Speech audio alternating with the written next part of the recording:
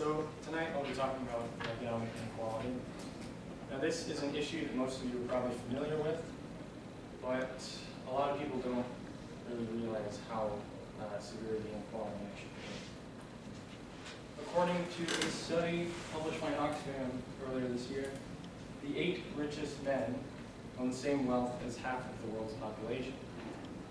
So these people are Bill Gates, founder of Microsoft, CEO of Bodega, Warren Buffett, Carlos Slim, Jeff Bezos, Mark Zuckerberg, Lawrence Ellison, and Michael Bloomberg. In 2010, by comparison, it would have taken the 43 richest people to match the wealth of the poorest 50%. And the wealth of the bottom half fell by over $1 trillion in the same period. So, the rich are getting a lot richer, and the poor are getting a lot poorer. This has the greatest effect on countries like India and China, but this still affects us in the United States. Here, this is a graph of productivity. So, basically, you can just kind of imagine that's about the amount that companies are going to be able to make. And that is hourly compensation, which is how much workers are getting paid. So you can see that around 1973, that started to stagnate. And since then, we've been getting paid a lot less for the work we've been doing in comparison. So overseas, this is much more severe. You have people living on literally $1 a day, while the richest billionaires in the world have more money than they could ever spend. But again, this affects Westerners too. Here in the United States, the majority of Americans are living paycheck to paycheck.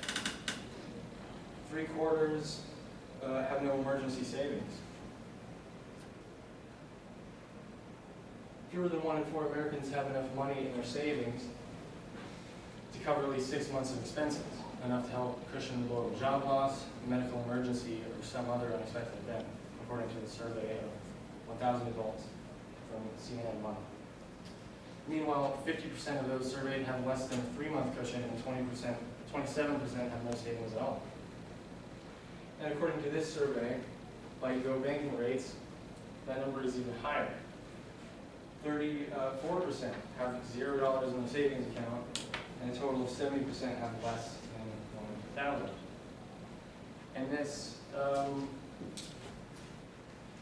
counters the first criticism against the position that we need to do something about economic equality, and that is economic mobility. A lot of people say that, well, you can just go to college, get a better job, or you can found a business and make more money, but a lot of people cannot afford a college education with the amount of leftover money that they have, and of course, you need the money to start a business, and most people don't have the risk on something like that.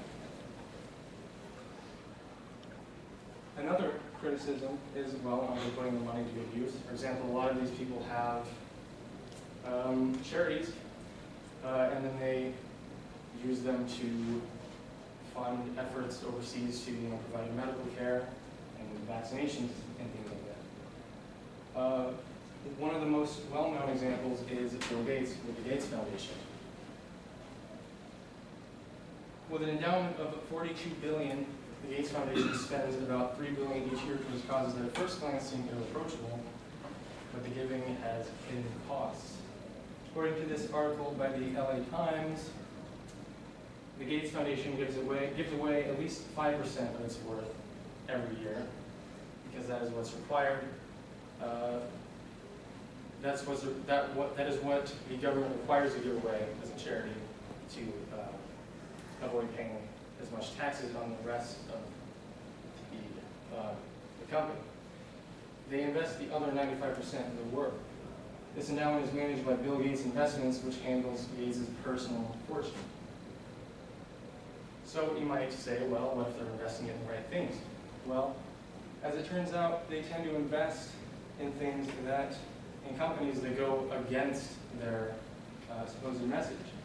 They invest in companies like Shell, Exxon, and Chevron, which are responsible for a lot of the pollution that occurs in these areas and actually contribute to a lot of the medical problems that they're trying to solve. And in this article by Lindsay McGoy, they point out that companies like Monsanto also receive funding from the Bill and Melinda Gates Foundation, which is responsible for a lot of the problems that exist in Africa due to small farmers not being able to make a living, because these companies basically take advantage of the situation there and buy out small farms and stuff and sell their resources back to them. So, to conclude, you can't count on a small group of people acting in their self-interest to make the best decisions for everybody. So that is why we need to take more steps to solve this issue and think about a more radical redistribution of wealth and power. Thank you.